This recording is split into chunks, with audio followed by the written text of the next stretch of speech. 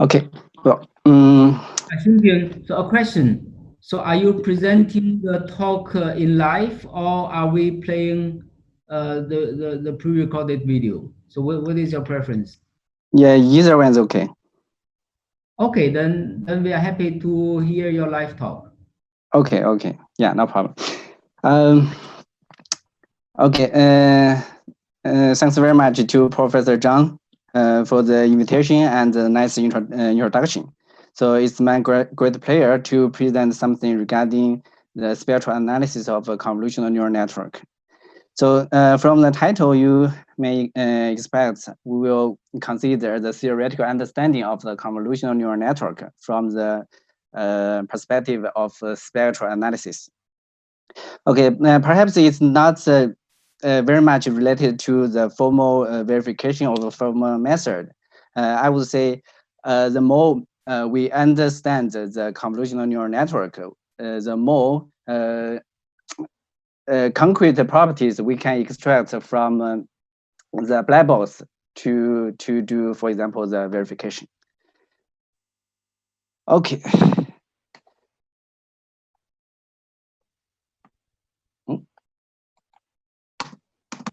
Oops. So what's wrong with that?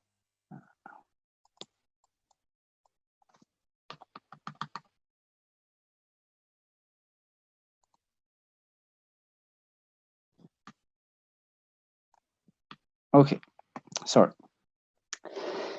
In the past decade, we have witnessed the great success of the deep learning from self-driving cars, robotics, AlphaGo, and also the video games like the StarCraft. So all these successful application of deep learning was triggered by the successful application of deep learning in the image recognition. So in 2012, a breakthrough of image recognition has been proposed. So basically, they use the convolutional neural network to recognize the images. Remarkably, the error of the recognition has been substantially reduced. Even can be the error can be lower than the human accuracy. So in the past few, so the technique under this the successful success of the deep learning is the convolutional neural network. So in the past few years, there are a number of different convolutional neural networks have been proposed, from the LangNet to AlexNet, VGG, GoogleNet, and recently the ResNet. So as the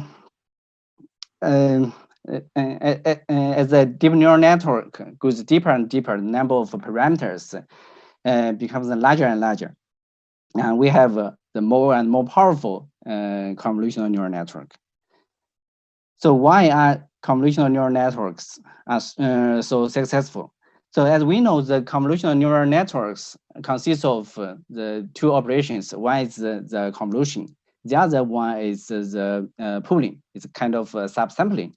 So basically, the pooling layer is to reduce the computational complexity. So the driving force of the success of the convolutional neural network is the convolution operation. So to understand the convolutional neural networks, we need to understand the behavior of the convolutional layer. So the question then arises as to how should we analyze the convolutional layers. So one of the keys is the spectral analysis. This is the main focus of this talk. So in this talk, I will first give you some background of the linear convolution and the spectral methods. Then I will present a spectral representation of the convolutional layer. Then I will apply this spectral representation to some applications, like to identify the singular value approximation and also the spectral norm bounds. These applications can be used to guide the training process of deep learning to enhance the generalization performance. In the end, I will conclude this talk. Okay, first, let's take a look at the convolution layer. So here we have this single channel 2D convolution. We have the 5x5 inputs with the slide 1. We have 7x7 inputs. By applying the kernel with size 3x3, we can generate the output with 5x5. So this translation from the input to output can be described by this equation. So given the input x, which is the 2D tensor, 2D matrix, and the kernel matrix k, then we can generate this the output y. So when it comes to the multi-channel 2D convolution, we have a more complicated expression of the relationship between the input and output. So here both the input and output are 3D tensors, and here we have the kernel, the filter which is a 4D tensor. So here we have an example of this multiple channel 2D convolution. So here we have the input with 3 channels and output with 2 channels. So here the kernel filter is 3x2x3x3. The kernel size is 3x3. So as we know, the convolutional layer is a special case of the fully connected layer. So let's just take a very simple example here. So given the input with given a 3x3 input and the 2x2 kernel, we can generate the 2x2 output. So if we put the input and the 3x3 input as 9 neurons and the 2x2 output as 2 neurons, we can formulate this convolution layer as a form of a fully connected layer. But here, because of the convolution operation, the connection between the input and output is partially connected. So here we have the weights and parameter sharing, which give us some redundancy. And also, we know that the convolution layer has the property of the transition invariant. So that's because of the symmetry introduced by the convolution operation. So basically, we refer to this the transformation from the input to the output as a linear transformation matrix. So this linear transformation matrix of the convolutional layer plays the same role as the weight matrix of the fully connected layer. But for this linear transformation matrix, it has a reduced connection density and the shared weights. So basically, this linear transformation matrix is a very structured matrix. So to understand the convolutional layer, we need to exploit the structural property of this linear transformation matrix. So let's take a closer look at this linear transformation matrix. So we still consider the very general case with a multiple channel, 2-dimensional convolutional layer.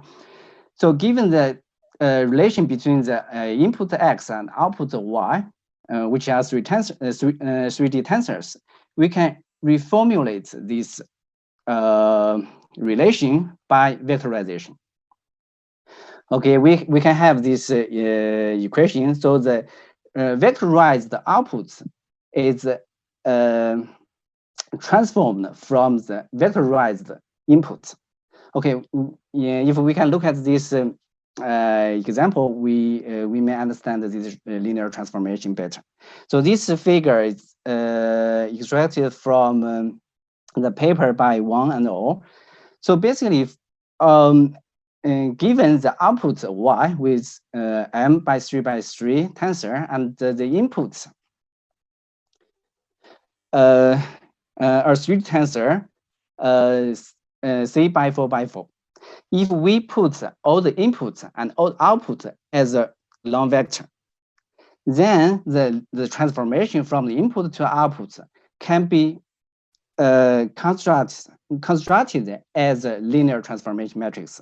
Here, the big matrix here is a linear transformation matrix. So let's just take a look at the structure of this matrix. So basically, given the multiple input channel and multiple output channel, this linear transformation matrix A consists of a number of block matrices. Okay, so this block matrix, it looks like this. For each block matrix, we have a very we have some structures. So for example, here the submatrix A is a Taubenis matrix. The Taubenis matrix, it's a block Taubenis matrix. Now, block Taubenis matrix is that, okay, so the elements of this matrix are blocks. Okay, so for each block,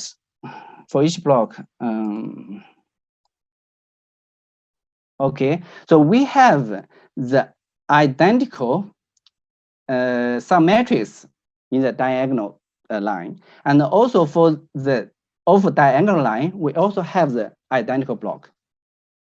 Okay, so this kind of block, the definition of the block Taubenis matrix. And if we go deeper into the submatrix, we can also find that so each blocks of this block Taubenis matrix is the dual or Taubenis matrix.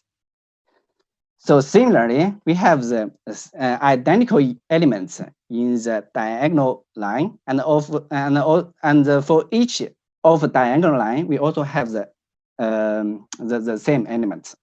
So basically, this kind of matrix is referred as the doubly block Taubenis matrix.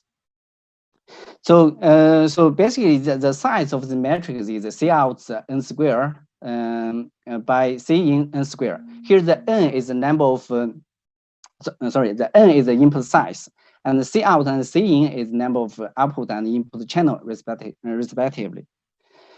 So let's just look at one example. If we consider a filter with kernel size 7 by 7 and the number of output channel 64 and number of input channel 3, and if we consider input image with 3 by 224 by 224, then where the 3 is the number of input channel, then we have a very huge matrix A. So it's almost 500,000 by 500,000 matrix. So this is a very huge matrix.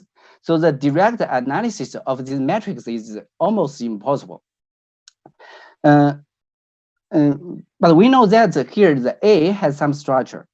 A is a doubly block Taubenis matrix. So one possible way is to analyze the spectral of A. So instead of analyze this matrix A directly, we can analyze the spectral of the A. So for this, we need to borrow some tools from the spectral analysis. So when we refer to the spectral method or spectral analysis, we may think about the spectral analysis of signals. So this is a very common application of the spectral analysis.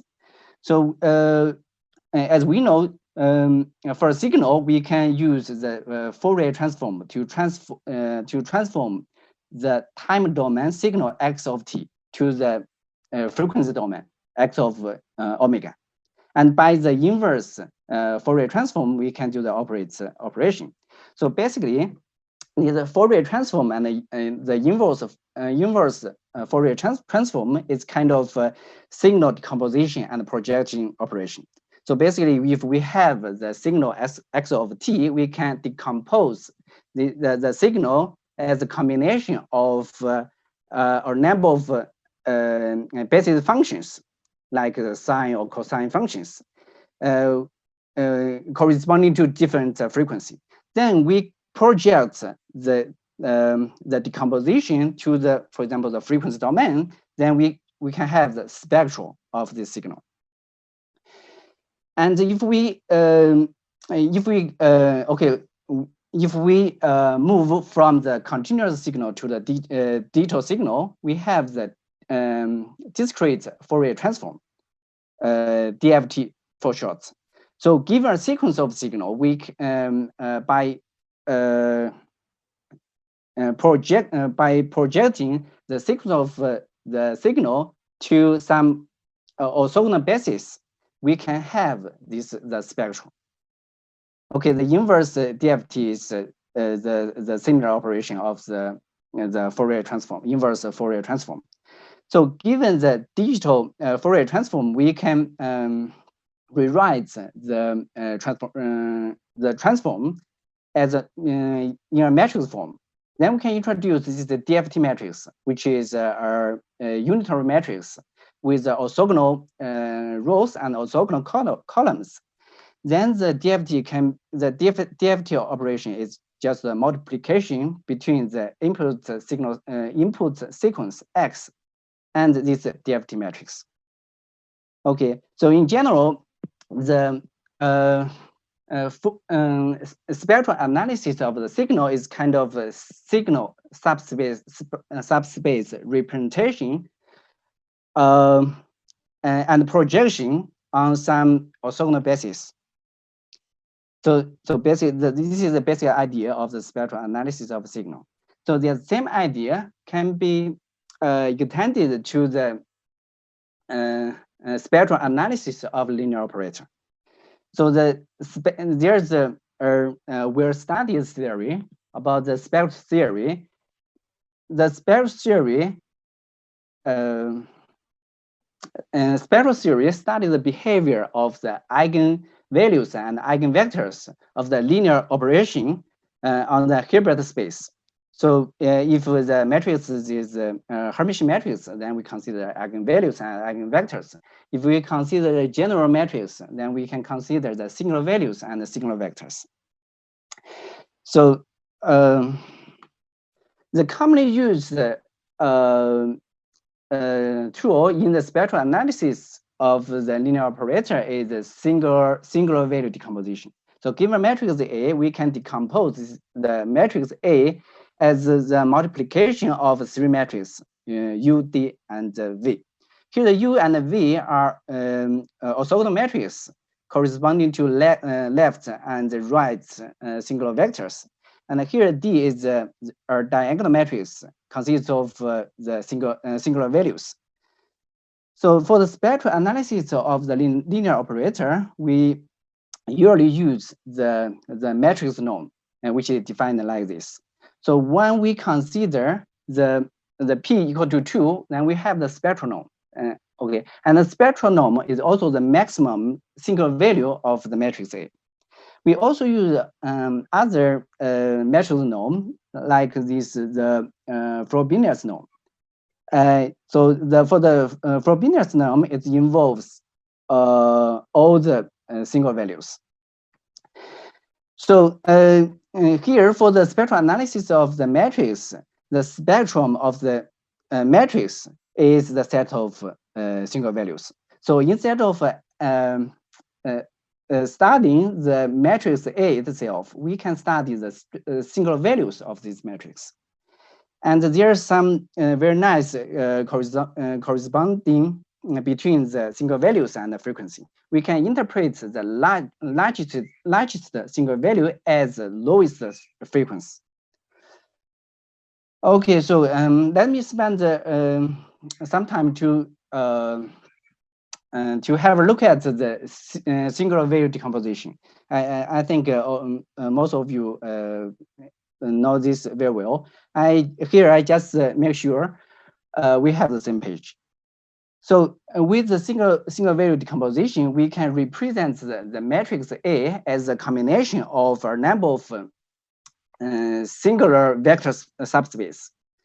here the UI and VI represent the singular subspace, and the sigma I is the weight of the combination. So basically, if we have an image, if we consider all the single values or the whole spectrum, then we have the exact image. But if we only consider, for example, the largest 20 single values, then we can have some blurred image. So that means with the 20 largest single values, we can somehow capture the property of the original image. So because here we only have this blurred image, and sometimes we can still infer from this blurred image of the original image. So the spectral, the extraction of the largest single vector subspace is also meaningful. Okay, so in the literature, we have a number of work by applying the spectral method to the deep learning. So for example, for the spectral regularization and normalization, so basically they use the spectral norm and also the Frobenius norm to derive the generalization gap, and also use the spectral norm as a regularizer to enhance the generalization performance. And also there's some, okay, for the first two, by using the spectral norms, so basically we exploit the spectral analysis of the linear operator. And also there's another line of work to directly apply the spectral analysis of the signal. So we just consider the image as a signal. And then we apply the Fourier transform on the signal. Then we have some spectral analysis. So works like the spectral pooling and the spectral bias were proposed to use the Fourier transform to analyze the transformation in the deep neural network. Okay, so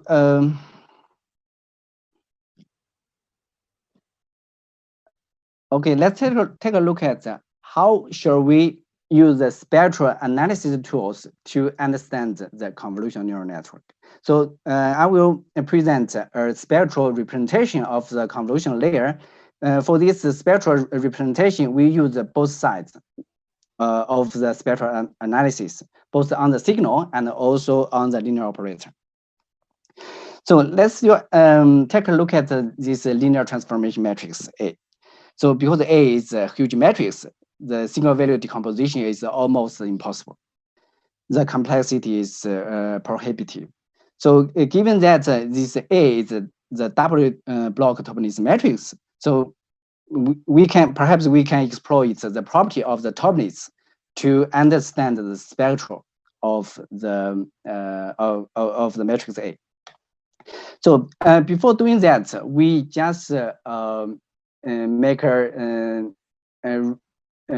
make some permutation of the original linear transformation matrix to have a better representation. So as we know, this original linear transformation matrix A is a double block Topanese matrix. So basically, this doubly means we have the two levels of the Topanese structure. So by some row and column permutation, we can reformulate this linear transformation matrix in this form. So we have the upper level, which is the double block Topanese matrix. And you can see that the diagonal elements, which are some matrix, they are the same. They are all the T sub-0, right? And for the T sub K, we have also a block Topanese structure. And in the diagonal blocks, we have the identical submatrix. And also for all the of diagonal blocks, we also have the same submatrix. So at the lowest level, we have a matrix T. Here's a T sub K L, which is a C out by C in matrix. So this matrix is kind of is a general matrix. So we will come back to this point later to see how this matrix constructed. So as I said, the transformation from the A to the T is only the row and column permutation. So that means the transformation doesn't change the spectral of this linear transformation matrix. So for simplicity, in what follows, we will focus on this reshaped matrix T, which is a doubly block Tobenich matrix with the element T sub KL being a matrix. Okay, here's our main result. So we consider this linear transformation matrix T, which is a very huge matrix with a size Rn square by Sn square. Here Rs are the output and input channel, are the numbers of output and input channels, and N is the input size. So given this matrix, we also introduce one matrix valued function f. Okay, this matrix. This function f is a matrix valued. It maps the 2D frequency minus pi, from minus pi to pi to a matrix with a size R by S. So, given this matrix valued function f, we can generate the matrix T sub K L. Okay, and here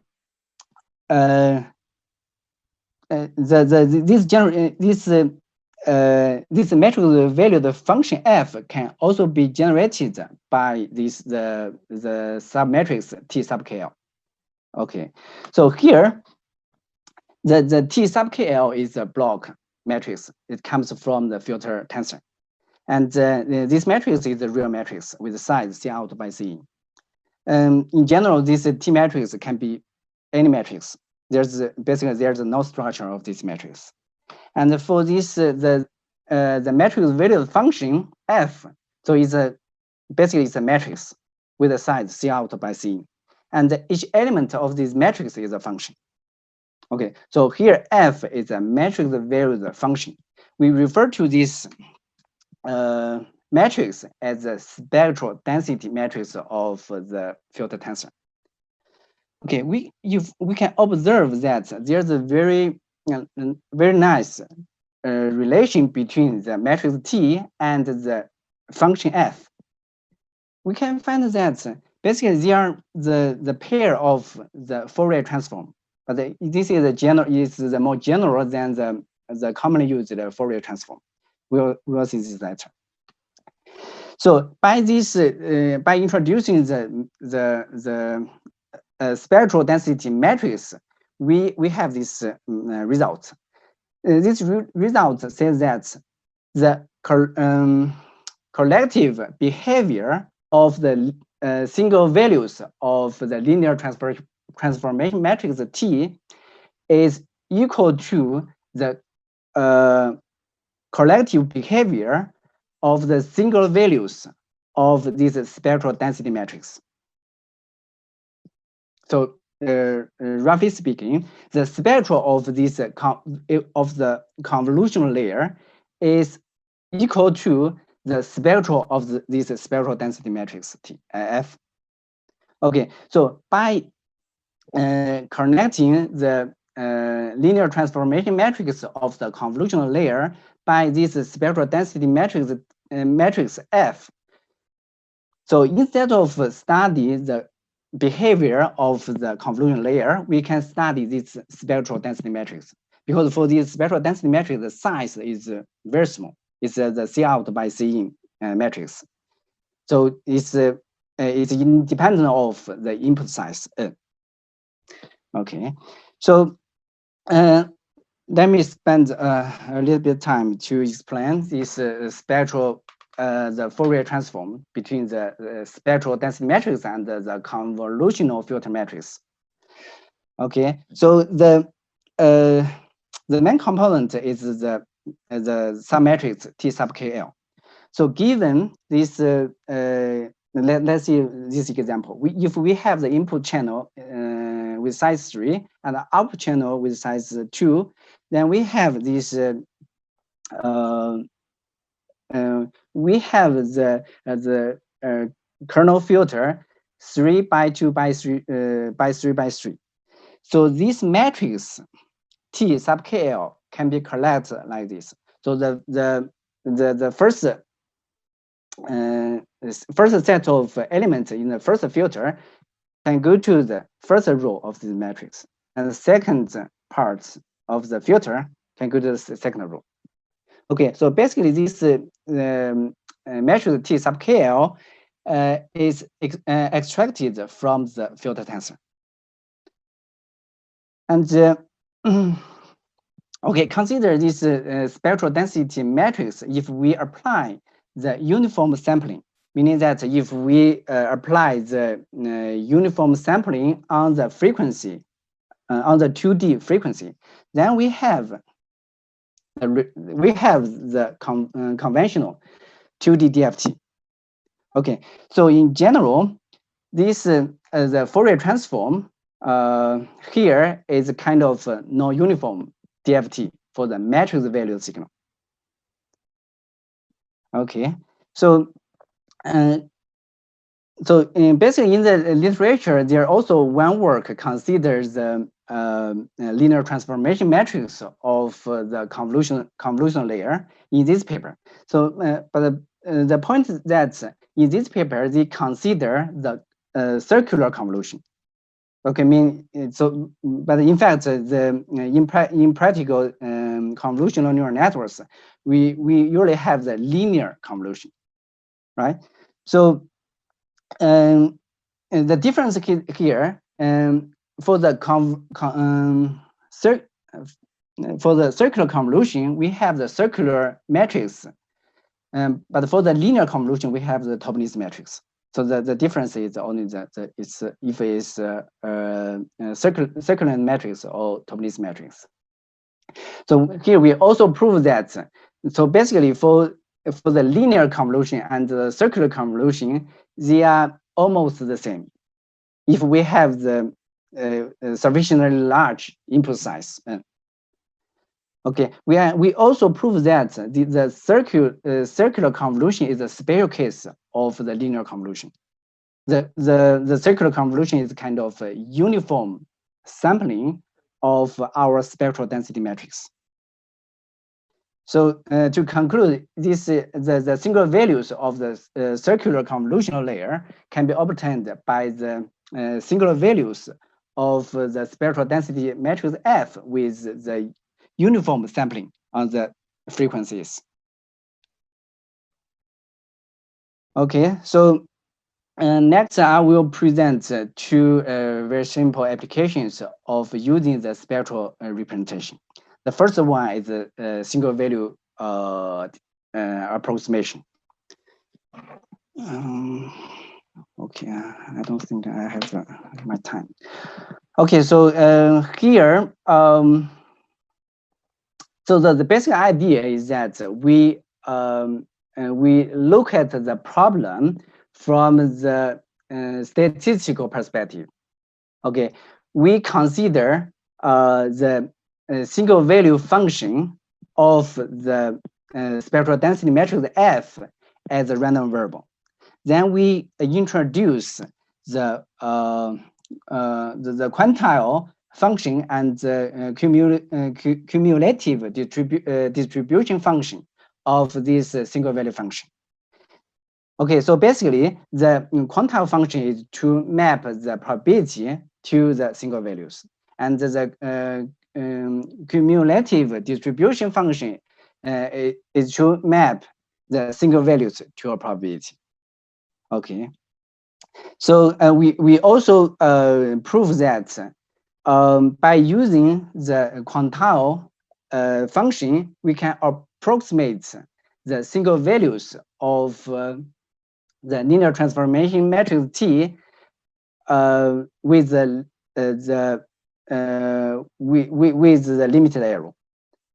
Okay, so if we have the sufficiently large input size, then the approximation can be negligible. Okay, so in general, by this principle, we have that the individual single values of the linear transformation matrix can be approximated by sampling the quantile function of the single value function f within some interval. And also, if the estimation of the quantile function is perfect enough, then we have the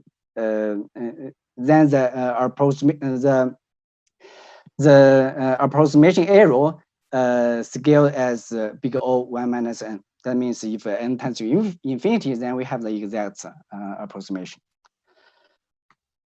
So by this principle, we design some method to obtain the accurate single value approximation for the regularization. So the method is to, okay, we first obtain the single values of the circular convolutional layer by the uniform sampling, because this is the complexity of this operation is very low. Then we consider, okay, the obtained single values as the realizations of a random variable. Then we can estimate the quantile function from the realizations. After that, we can adjust the distribution, adjust the quantile function. Then we can obtain the more accurate approximation of the single values. So here is the algorithm of this quantile interpolation. So basically this algorithm consists of two parts. The first part is to calculate the single values by using the uniform sampling of this linear transformation matrix. So basically, this is to calculate the single values of the circular convolutional layer. And once we have the single values, we can estimate the quantile function. And by some quantile interpolation, then we can estimate the single value with improved accuracy. So here, some examples. Okay, some experiment results of the approximation by using a different method, like the exact method. Exact method is to directly decompose the original linear transformation matrix by using SVD. Okay, so here the circular approximation and the uniform sampling are identical. That means by uniformly sampling the spectral density matrix, we can have the identical single values as the circular approximation. And by adjusting the distribution of the single values, we have the improved accuracy by using the quantile interpolation.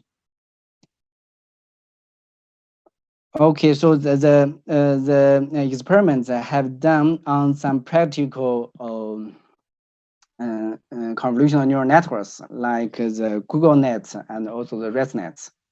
We can observe that we have some improvements. But here the drawback is that this method, the estimation of the quantile function, highly rely on the accuracy of the single values obtained by the circular approximation.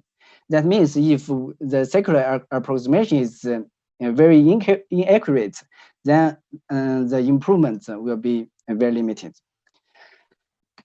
Okay, so the second application is to use the spectral representation to derive some spectral norm bounds. As we know, the spectral norm can be used to used as a regularizer to enhance the generalization performance. So normally, in the literature, there are different methods to derive these spectral norm bounds by using the different form of the filter tensor. So basically the naive way to calculate the spectral norm of the linear transformation matrix T is to use the power iteration method, right? But the point, the power iteration method is very fast algorithm.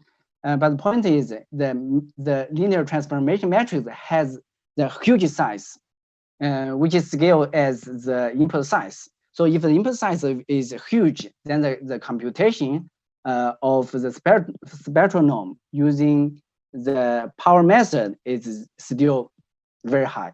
The computation is still prohibitive. So the spectral norm bound is to derive some bounds of this linear transformation matrix, so that we have the lower computation method to derive the bound for the regularizer.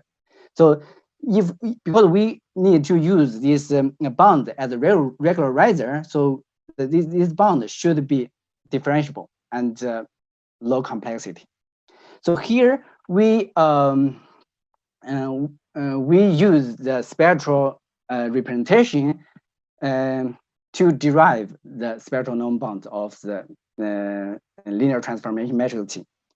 So here we have this R bound. We first R bound this linear transformation matrix T by the spectral norm of the spectral density matrix F. So here the size of the spectral density matrix F is small. It doesn't depend on the input size, so it can be calculated with low complexity.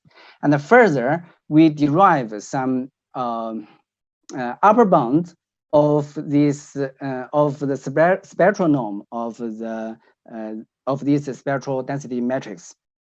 Okay, so basically, okay.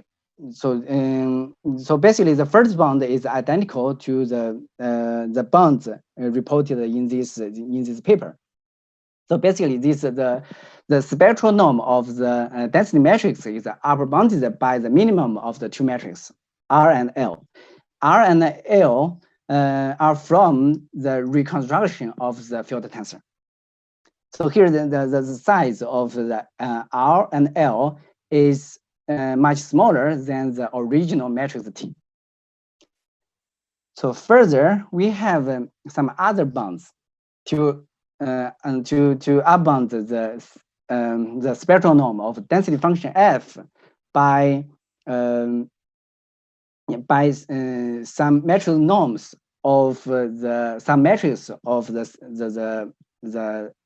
filter tensor. So here you can see we have the three different bounds, and the bounds are the function of the matrix norms, the spectral norm or the Frobenius norm.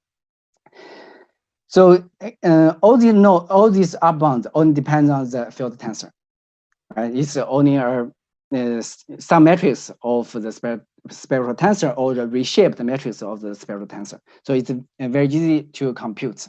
On the other hand, the spectral norms and the Frobenius norm are very easy to derive. All these bonds are differentiable. That means it can be used as a regularizer for the training, because we need to have the for the back propagation, we need to have the derivative of these bonds. All right. Finally, we use this upper bound, especially for the first and the third bound, to guide the training process of the ResNet. So here, in addition to the conventional loss function, which is the cross entropy loss function, we also add one term. which is the spectral norm bonds, right? And we also have this beta, which is a parameter can be adjusted to balance between the cross entropy loss and the regularizer. And we performed the experiments on the ResNet 20 with the CIFAR 10 datasets, because these are we use the ResNet 20 because it's a small relatively small network. And here we use their simple datasets because they are the runtime of the experiments is shorter. So we have some figures of the training loss versus training loss and the test accuracy versus the training epochs. Yeah, we can observe that the first and the third bond have some improvements on the test accuracy. So basically, we have 1.1% improvement using the first bond, and 0.8 improvement by using the third bond. So basically, the first bond is more accurate. I mean, it's a tighter up bond. But the third bond, the complexity of the third bond is lower. So basically, if we use the third bond, we can save 20-30% of the training time. Okay, so to conclude, so the takeaway message in this talk is a proposal of the spectral representation of the convolutional layer. So basically, we connect the linear transformation matrix T to our spectral density matrix F. By this spectral representation, we can reduce the size of the matrix. So this is the spectral representation in the sense that the single value distribution of the spectral density matrix F is asymptotically identical to that of the linear transformation matrix T. So that means instead of studying the spectral analysis of the linear convolutional layer, we can study the spectral analysis of this spectral density matrix F with a much smaller size. So there's some reference listed here, and you can find some details in our paper on the archive. So yeah, that's it. Thank you very much. So Xinping, thanks a lot. Thanks a lot.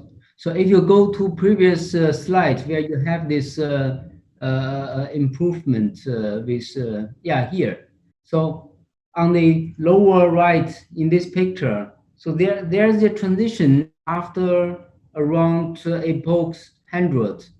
So before 100, the three curves are none of them is dominating. They are oscillating a bit. But then after this approach, it looks different. So what's the intuition behind this?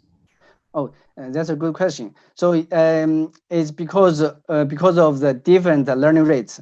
For the first 100 epoch, we use the learning rate 0.1, and after 100, we reduce the learning rate to the 0.01. And yeah. I see. And I have another question. If you go back to the picture where you have this image, then this blurred, which becomes blurred if you take not all of the eigenvalues. So my question is that for this blurred image, say, as far as I understand, if you take all of the single values, then you get this more precise image original picture. Then if you take 20 of them, then it's a bit blurred. But then my question is that which of the 20 single values do you take? Do you take the largest of them or the smallest of them, or you take any 20 of them? So yeah, so basically we take the first 20 largest single values, because these are okay. So that means we take the 20 dominant single value subspace. Okay, then in the computation, you can guide the algorithm to compute the largest eigenvalues starting, I mean, say the largest 21 or the largest 51, etc. So this. Yes, I think so. So basically, you have a different method to do that.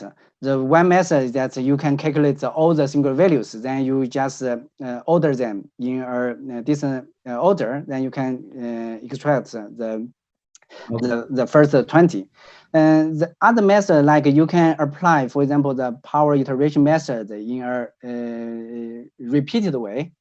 Okay, you can first obtain the largest single value. Then after that, you obtain the second largest, and so on and so forth.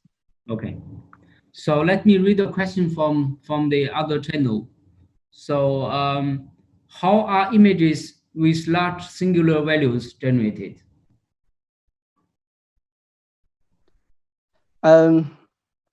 So basically, you can see if we interpret this the image as a matrix, then you can have the representation of this matrix, which is the linear combination of all the singular value vector space, right? So you can for example here, the A is equal to the sum I from 1 to P.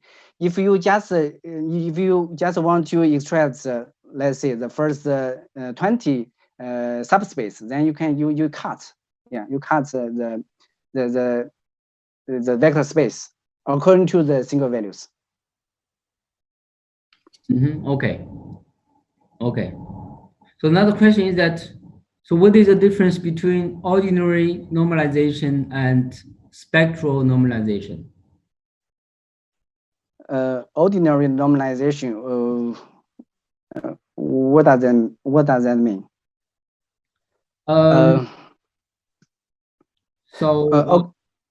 Okay. Let me just say something about the spectral normalization. Okay, spectral normalization is to normalize the normalized weight, but by the spectral norm. So basically, you divide the weight by the spectral norm. This normalization, and okay. So yeah, I think I got the point. So the difference between the conventional normalization and spectral normalization is the denominator. So for the spectral normalization, you use the spectral norm, but for the conventional normalization, you use the vector norm. Okay. So let's take all the questions from the audience. Do we have questions? So from Zoom.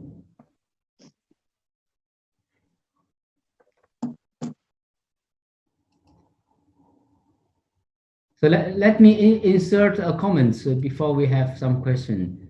Because you were mentioning that there's not sure how this is related with formal method, but I feel this is quite interesting and related in the sense that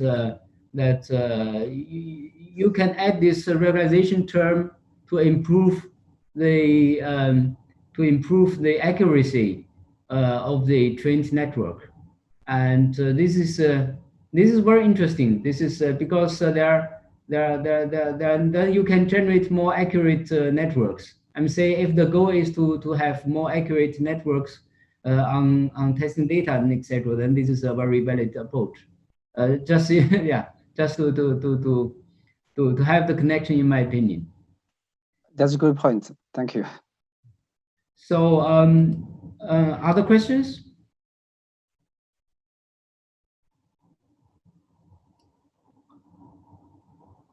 So I'm not so familiar with the algorithm for generating eigenvalues.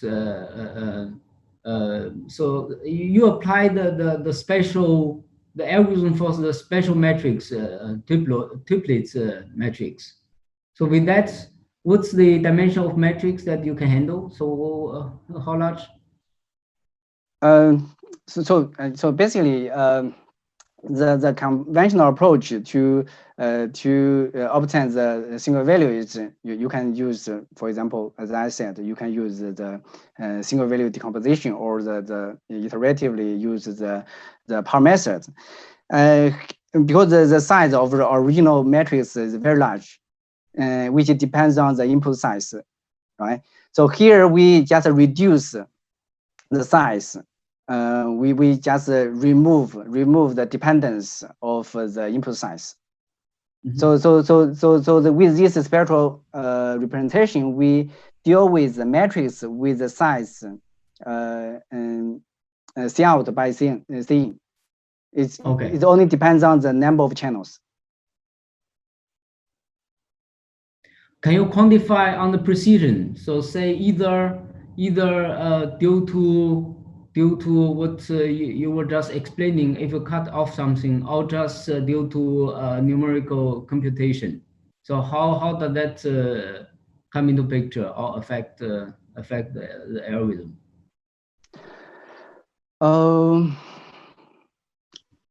For the algorithm, because our algorithm rely on the accuracy of the circular approximation. So if the circular approximation is very accurate, for example, if we have the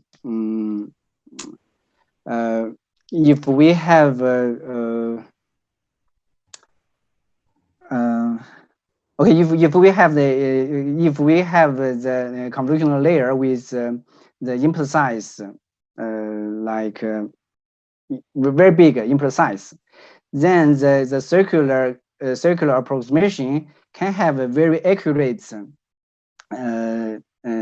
very accurate single values. So in this case, the improvement is not much. So that means our method and the circular approximation almost have the identical performance. But if we consider the smaller input size, then the circular approximation will be very inaccurate. In that case, our method can have from 10% to 30% improvement. Okay, thanks, Xinping. Thanks a lot. I think thank you. Time, and let's take the opportunity to thank you, and thanks a lot. We appreciate your time and your very interesting talk.